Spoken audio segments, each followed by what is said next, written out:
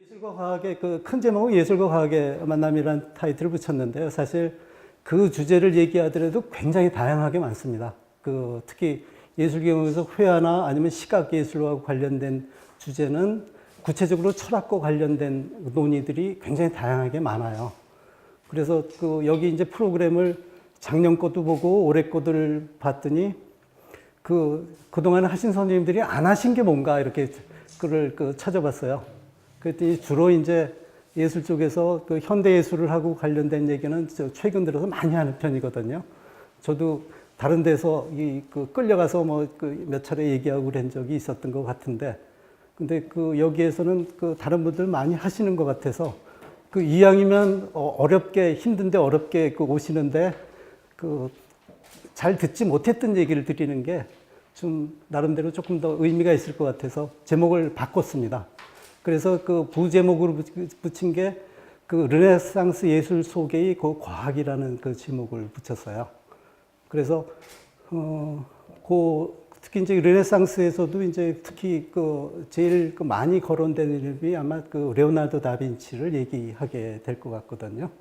그래서 크게 얘기하면 예술과 과학에서 이 원근법과 해부학이 어떻게 그 당시 예술가들에게 접목되는가를 얘기 드리면 아마 열심히 이런 주제에 관심이 있었던 선생님들은 다 아실 얘기겠지만 또 그렇지 않고 그냥 이 강의에서 막연하게 이제 어떤 거를 좀 도움이 되고자 생각하신 분들한테는 그게 낫지 않을까 하는 생각이 들어서 그거를 했습니다.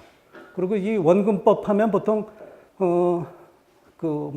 미술을 하는 사람들이 쓰는 어떤 기법이든지 그 정도로 생각하시는데, 사실은 원근법이라는 게 철저하게 수학 위에서 성립되는 그런 이론적인 토대를 가지고 있거든요. 그래서 이제 그 맥락을 얘기 드리면서 근대 과학하고 어떤 맥락에서 이 우월할 수가 있다고 생각했었는가, 그 당시 사람들이 이제 그런 얘기를 드리도록 하겠습니다.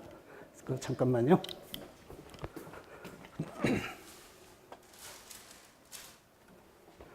자, 멀지 않아서 아마 보이실 것 같은데, 그렇지 않으면 이게 프린트했던 그거를 좀 보세요. 근데 사실 제가 예전에는 이런 자료를 그냥 대학에서 강의할 때 그냥 무심결에 전부 이제 오픈하고 했는데, 어느 순간에 보니까 그게 뭐죠? 복사과에서 복사해서 이제 돈 받고 팔고 그러더라고요. 그래서 깜짝 놀래서 그다음부터는 사실은 오픈하지 않고 뭐죠? 파일 자체를 띄우지 않고 학생들이 많으면 강의하는 내용을 한 장 정도 프린팅해서 쫙 나눠주고, 학생들이 적으면 조금 더 이제 내용을 조금 더 많이 해서 이제 보여주고 그런 식으로 진행을 했습니다. 그래서 아마 조금 보기가 어려우실지 모르겠지만 이 정도로 생각하시면 될 것 같습니다. 자, 그리고 먼저 르네상스 예술 얘기할 때 사실 굉장히 이 걸치는 분야들이 많거든요.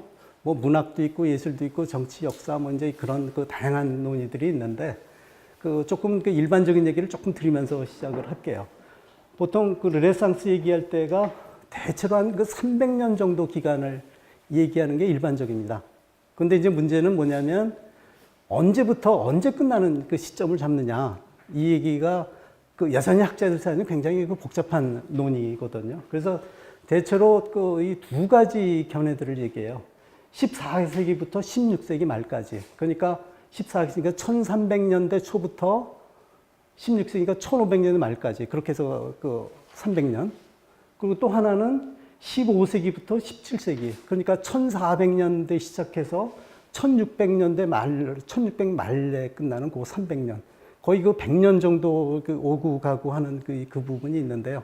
사실은 이렇게 되는 이유는 제가 전문가는 아니지만 굳이 얘기할 이유는 없긴 하겠지만, 이렇게 된 배경이 제가 이게 보기에는 분야마다, 그러니까 정치 경제적인 측면에서 아니면 사회사적인 측면에서 예술사적인 측면에서 보다 보면 자기네들 시점을 정하는 게 꼭 일치하지가 않아서 발생하는 문제 같습니다. 근데 이 부분은 저희 논의에서 중요한 건 아니고요. 그거 하나 얘기 드릴 수 있고요. 두 번째, 르네상스를 우리는 그 번역해서 보통 그 문예부흥이라는 이름을 붙이거든요.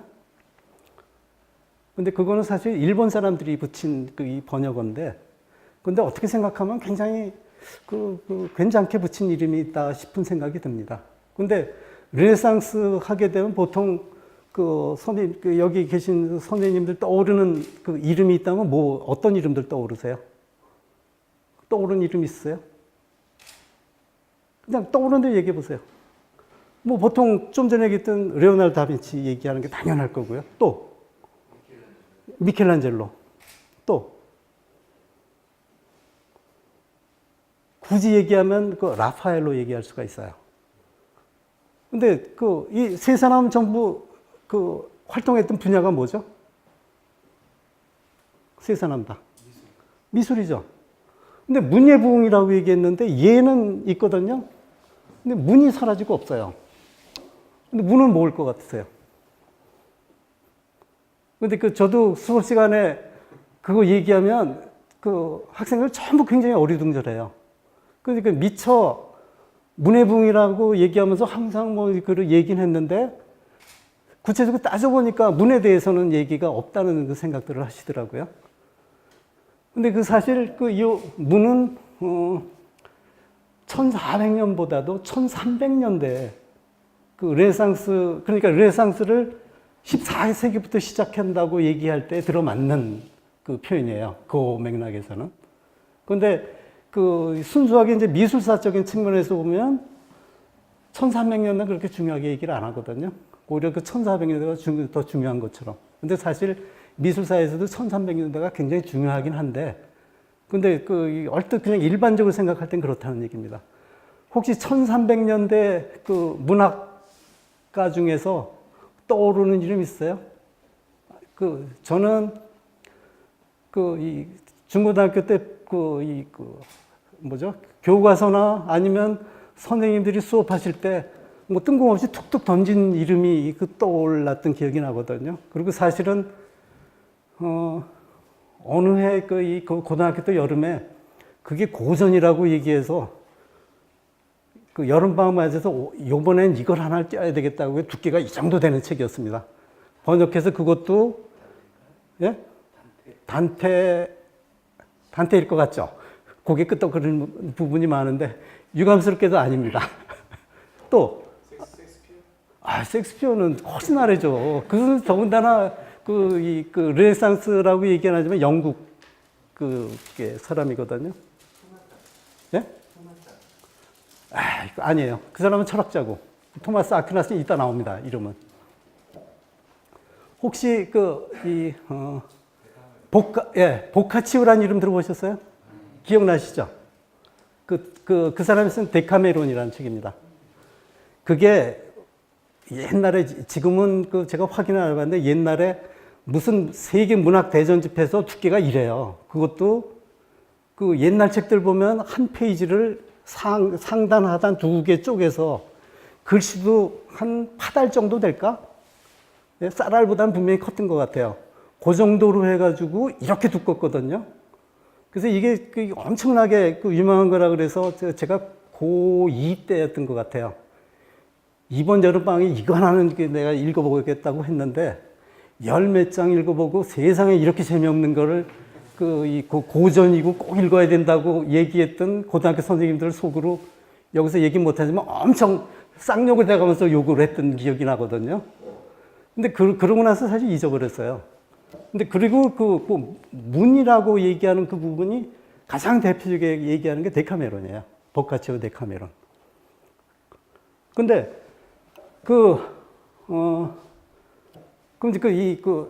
르네상스 성격을 전부 다 얘기하는 건데 왜 문이 중요했을 거고 예가 중요했을 것 같아요? 단지 그거 하나?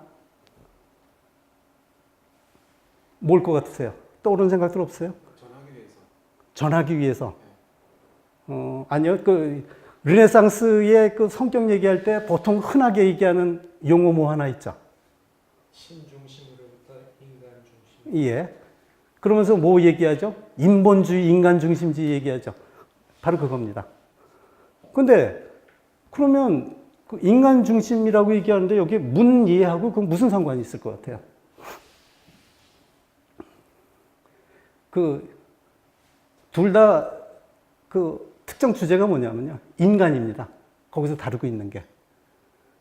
그러니까 그 데카메론 보면 얼만큼 재미없냐면요. 거기 뭐 사실 데카메론이 그 피렌체에 그 페스트가 나가지고 사람들이 그 많이 어떻게 그 외주로 그 페스트를 피해서 어디 그 어느 한적한데 그 일부 사람이 한 열 몇 사람이 이렇게 모이게 되거든요. 우연히.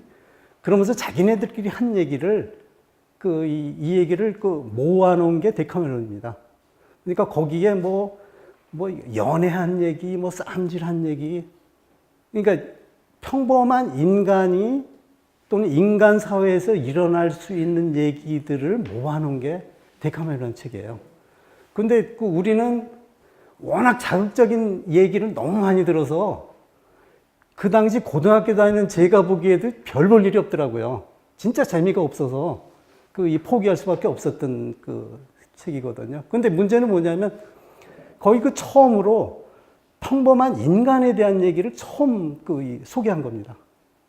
그게 이제 그렇게 중요하게 의미가 있는 거거든요.